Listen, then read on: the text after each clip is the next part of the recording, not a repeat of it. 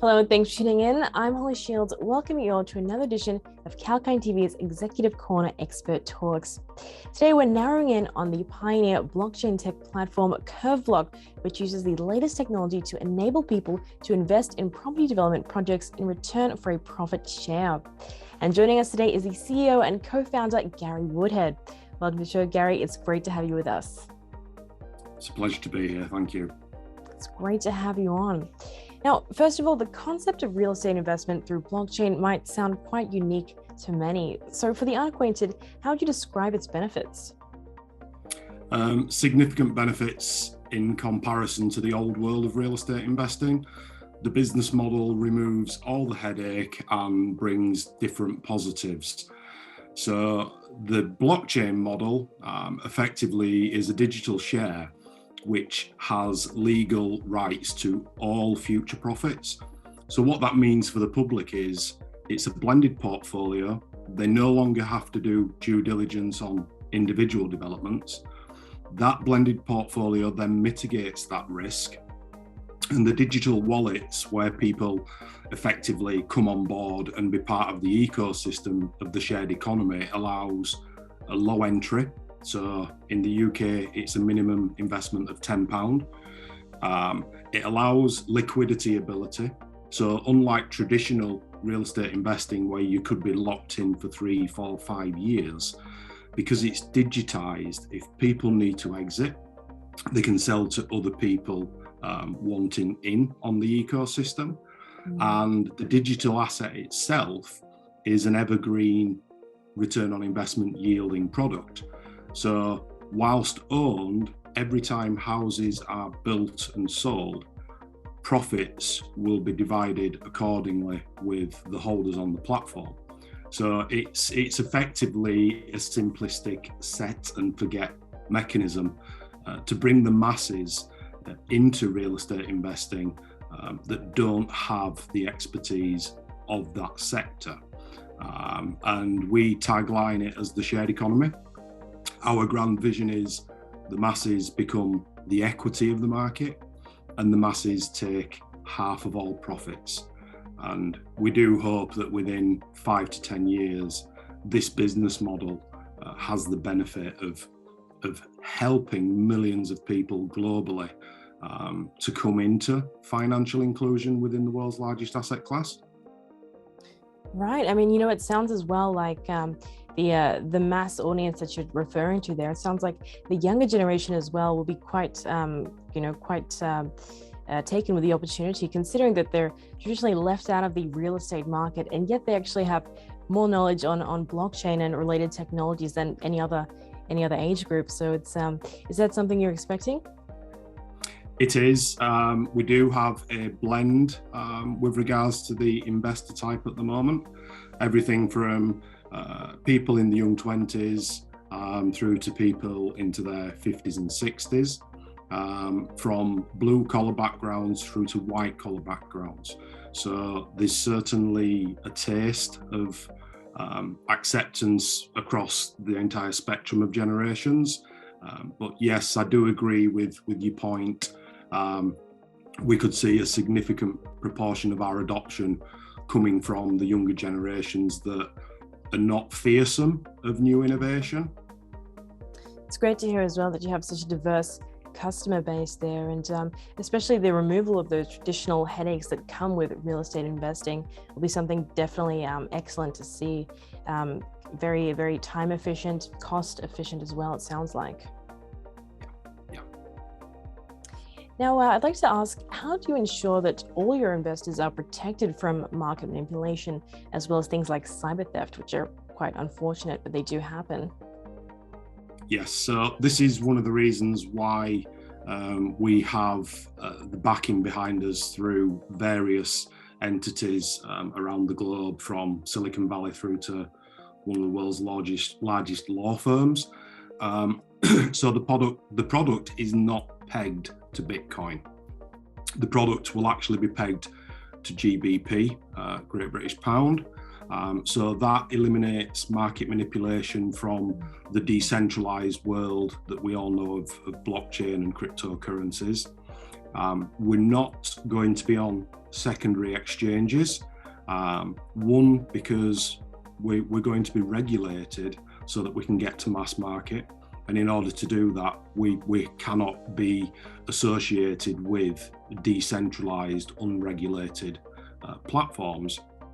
So the positive of not stepping outside onto different exchanges is the aspect that if a back-end breach occurs and digital wallets are hacked and the product is effectively stolen, the digital shares are worthless outside of the platform.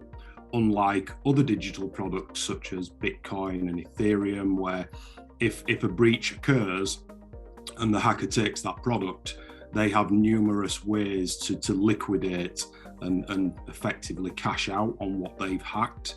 And we feel that by doing it in a regulated, centralized manner, that we will get a better sentiment from the public with regards to security of their digital assets. Right, I think you're really on the money there. It's important that you're able to reap the benefit of centralized finance with the extra layer of security that it provides from the unpredictability of decentralized finance. Indeed. I do think blockchain will have its largest adoption through centralized mechanisms. So the tech is still decentralized, but it's used in a centralized manner. I do feel over the coming months and years, the regulators are effectively going to be tracking down and shutting down the blockchain innovators that refuse to embrace regulation. Not that everybody loves the regulators, but there's a valid reason why we do need the regulators.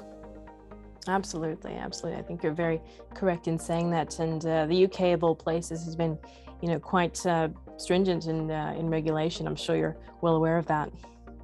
Yes. Now, I understand that CurveBlock participates in green innovation challenges as well. So in your opinion, how can conscious thinking in construction help us to reduce our carbon footprint and, of course, fight climate change? Yes, certainly. So here's another unique spin to what we do at CurveBlock. So where the profits are actually made is in residential houses.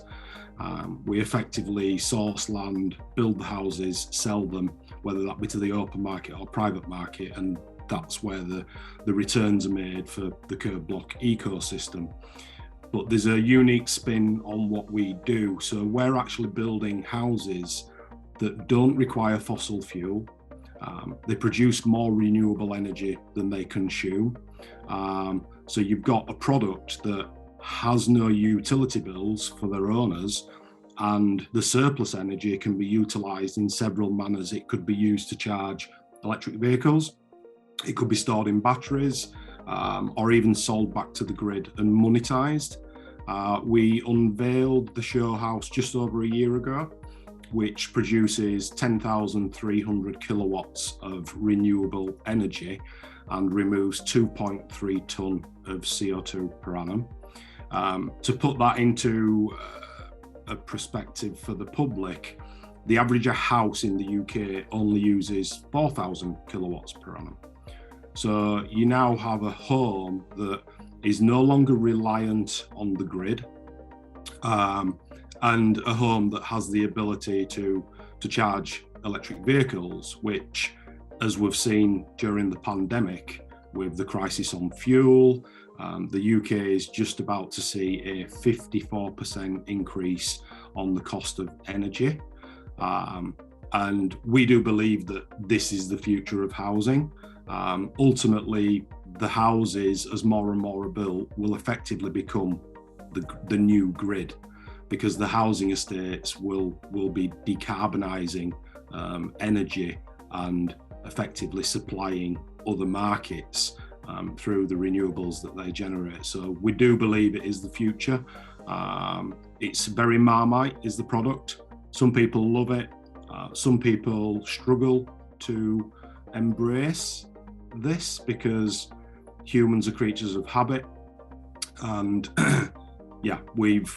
construction has not changed very much within centuries. So It's going to be a long roadmap with regards to education, but it's an exciting place to be, especially with the climate crisis that we're all experiencing. Absolutely. I mean, it's just incredible to hear what you've mapped out so far and what you've achieved. I'm just wondering how you've come to that logistically. It sounds like it's been, quite thoroughly planned, and it's been quite a journey for you with that. It has. The original business model was the shared economy, effectively democratise construction. And there was several pivots along the roadmap as we started to grow and gain traction, and one of which was stepping away from traditional and stepping into modern method of construction that is carbon negative, energy positive. So we're just over 3 years old. We've got 37 angel investors, a venture capitalist behind us. We recently graduated one of the world's hardest tech accelerators from Silicon Valley. And where we are now is effectively the exciting part of the roadmap. It's great to hear. And it sounds like as well that you're really capitalizing on the UK housing crisis at the moment and the issues going on with that. Am I correct in saying that? That's correct. There's huge opportunity. The housing crisis, both at a private level and for local authorities, is extremely significant. Ironically, if the big PLCs actually developed out houses on the land that they currently own, there would be no housing crisis. But that is not in the PLC house builders' benefit to their shareholders. It's to their advantage that there is a crisis, because the market isn't oversaturated and they can make higher returns. So it's a sad thing to witness as a UK citizen, but you can understand with that problem brings lots of opportunity for us, and even more so with regards to the houses being carbon negative, energy positive. Absolutely, and I can imagine. So it sounds like CurveBlock has been quite disrupted there in the space. Yeah, I like to use the terminology displacement as opposed to disruption. The traditional aspects of construction, whether it be the PLC house builders or traditional formats of investing in real estate, they're always going to be around for a long time. So we're not theoretically disrupting them, we're just displacing the industry and effectively leveling the playing field so that the world's largest asset class isn't just controlled by the big institutional money of the world and the big PLCs that have a strong foothold. But we do believe our business model and all aspects of it, from financial inclusion through to renewables, is only going to head in one direction, which is growth. Well, it's very good to hear. It sounds very promising indeed for you. And, to touch on the traditional institutions more or less, do you feel that conventional commercial banks are a friend or a foe perhaps to digital equity? It's an interesting one. Our personal journey to date, the traditional banks want nothing to do with us. The challenger banks are of acceptance because they're very forward thinking and innovative. So it's going to be an interesting space to see where it goes. In the eyes of a traditional bank, the problems that we are to those establishments is this is a new level of financial inclusion that is a service and product that no traditional bank has available. And then secondly to that, imagine in 5 to 10 years that the public, the masses, are the equity of the construction sector. Well, that removes the requirement for senior debt, which is predominantly how most real estate is financed and built out. And that's the institutions and traditional banks, one of their main financial winning products. So this could be very damaging to traditional banks, but there's going to be many years before the public, being the equity, surpasses the institutional debt of the market and who has the lion's share. So I do hope in the coming years, some traditional banks out there start to embrace and forward think, because these products and services are coming. And it's the old adage of adapt or become extinct. And I personally feel that the banks that will adapt will evolve into a new type of financial product and establishment, and those that continue to effectively say blockchain is a bubble. We saw a similar pattern 20 years ago when the internet was born, and banks refused to give business people loans for e-commerce businesses. And fast forward 2 decades, and e-commerce effectively collapsed the high street. So It will be interesting to see which banks understand what's coming and embrace, and sadly those that refuse to step into the space and grow with innovation. Very much so. We'll have to see how that evolution plays out. Definitely is a case of progress versus not keeping up with the times and not evolving, unfortunately. So we will have to keep an eye on that. And speaking of the future, what can we look forward to seeing from CurveBlock in this upcoming year? Yeah, so the big one which is about to happen is regulatory sign-off, phase 1 of 2. Phase 1 will be accredited investors, and then phase 2 retail investors. We will be launching the official platform through alpha and beta testing with the community. We'll be launching the charity arm of the business with regards to the profit share. So all profits are divided 50-50 with the public, but before that division occurs, 5% of the profit of every house built and sold goes to charity, and the charities which it will aim towards are the ones that are dealing with the housing crisis and homelessness. We won't control that as a business. Our community will control where that money goes and how it's used via voting rights on the blockchain. And then the last one, but not least, will be market entry into different jurisdictions globally. So currently we are speaking with the Canadian government about rollout on both the fintech and the renewable real estate in Canada. We're also in talks with the Irish government. We're also in talks with Dubai, as well as the state of Florida in the US. And hopefully within a matter of years, this product will be in every jurisdiction where the regulators allow it.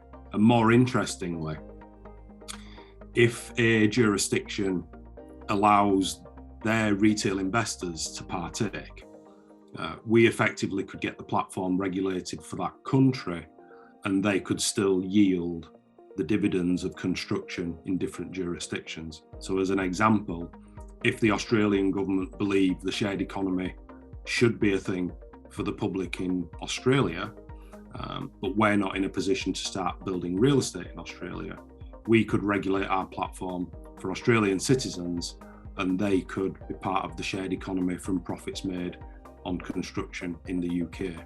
So a very interesting way to bring financial inclusion to other countries, just on the fintech side. That's incredible to hear. It's definitely sounds like you have a very action-packed year ahead of you, and sounds like you have a lot of promising expansion prospects coming, especially in the international market. So that's definitely something to keep an eye on for the coming year. Indeed. It was great to see. Well, with that said, thanks very much for joining us on Executive Corner Expert Talks. It's been really great to hear all your insights today, Gary. Thanks very much for joining us. It's been a pleasure. Thank you. Pleasure is all ours. Thanks for your time as well, viewers. If you've just joined us, that was Gary Woodhead, CEO and co-founder of CurveBlock. They're doing some incredible work in this space. That is all from us at Kalkine TV.